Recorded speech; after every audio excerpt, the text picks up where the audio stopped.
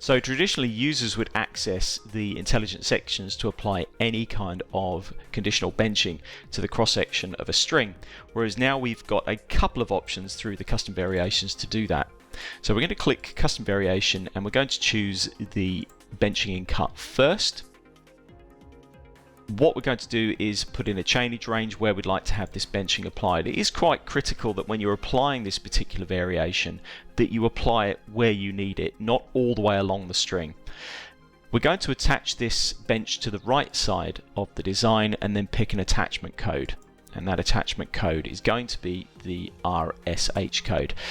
If you wanted to, you could attach it to the REB and then delete any codes behind it, which would effectively mean that you end up with the bench being drawn off the REB code. Just be aware of that though, that you are deleting all codes behind, so if there happens to be no cut whatsoever, this shoulder code will still be deleted.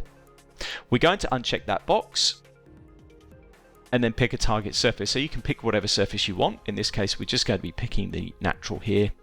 You can, if you want to, apply a surface adjustment, and you'll see why that can be useful once we've created the bench. This will create steps. So essentially you end up with a face, followed by a bench, face and bench. Each one of those is a single step, so you can limit the number of steps, and again, we'll see that application after we've built the benching. The bench width, we'll just adjust this to 1 meter. And then the bench height, because it's a very, very flat section, we're going to be putting in as 10 mil. Do we want to plot the code? Well, that is something you can decide afterwards, but just for clarity, I'm going to uncheck the code marker that's going to be displayed within the cross-section window, otherwise it's just going to be too busy. The face width and face height, well, we can adjust those if we want. Maybe we'll make the face height 0.5. We'll leave that code as being plotted. The way that the benching works is that if it can draw a single step, which is the face and the bench, within the constraints of that surface, it will draw it, but if it can't, it will stop. You have the choice of then, once it completes, adding a batter or daylight. So I'm going to uncheck that box so we can actually see its application and click Add Update. So you can see the benching has gone in the drawing and our benching has been applied in the cross-section. You can see because it was unable to force the next section into the surface or under the surface, it doesn't draw it. Coming back to the maximum steps option, if we just click on here, you can see if we decided we only wanted 5 steps, we can say 5 and click Add Update, and that will reduce and remove that last step. The other thing that we can do here is actually put a surface adjustment. So if we did want that last step to go in, we'll put this back to 10 and apply. If we wanted one more step to be applied, we could adjust the surface by, say, a meter. So we're going to raise the NS by a meter and click Add Update, and because it thinks the surface is now a meter higher, it will continue, and actually it draws an extra couple of steps for us. So I'm going to pop this back down to 0. All I want to do is, at the end here, I do want to terminate onto the natural surface. So I'm going to check the batter daylight at end box and then put in the 1-in-1 batter slope and click Add Update. So even if I now reduce the number of steps, maybe make those steps 3 and click Add Update, I'll still end up with that 1-in-1 batter being projected at the end. Let's now have a quick look at how the fill works. So all I've done at this particular cross section is now move the entire vertical design so that it's well and truly out and above the natural surface, and because of that, all that's now being applied from our previous variation is the batter. So I can just uncheck this and Add Update.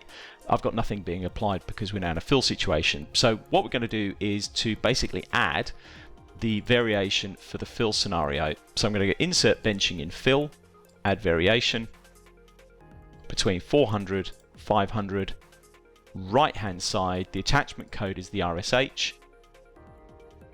Not going to delete behind. The target surface is the natural, which is here. We've got exactly the same variables that we had in the cut options, so I can adjust this surface up and down. I can adjust the number of steps. What we might do is make the bench width 1. And you can see we've got a minus value here, so the bench slope will actually be going down rather than up. And then the face height, as you can see here, is going down by a meter rather than up by a meter. I'm going to uncheck the plot code option, and we'll just leave the batter being added in at the end, and let's see how this looks. It's unable to draw that last face section just due to the fact that the surface will intercept. So because of that, it's terminated, then applied that batter, which is what we can see here. If we just go and uncheck that box, you can see that that face is being drawn. So the face is always the first thing that's drawn, followed by the bench. Let's just check that back on. So if we now adjust this road and put it into cut or fill, either one of those two benching options will now be applied. So if I very quickly now just go and reduce the elevation and put us back into cut,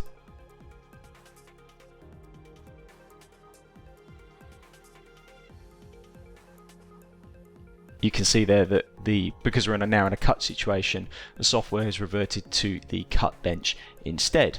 Let's now have a look at this in Model Viewer. So you can see we're in a significant amount of cut. This is the benching that has now been applied to our design. As you begin to add these new codes into the benching, the software will have never seen those codes before, so it doesn't know how to render them. So if you do find yourself with triangles that are not colored or rendered correctly, all you do is right click on a triangle, assign material group to triangle, and then you can assign it a material. So as you begin to build this and use the codes that we provide, I'm just going to choose gravel here, you'll no longer have to do this. These code materials are stored in your material library, so if it ever sees this code combination again, it will automatically apply this particular material.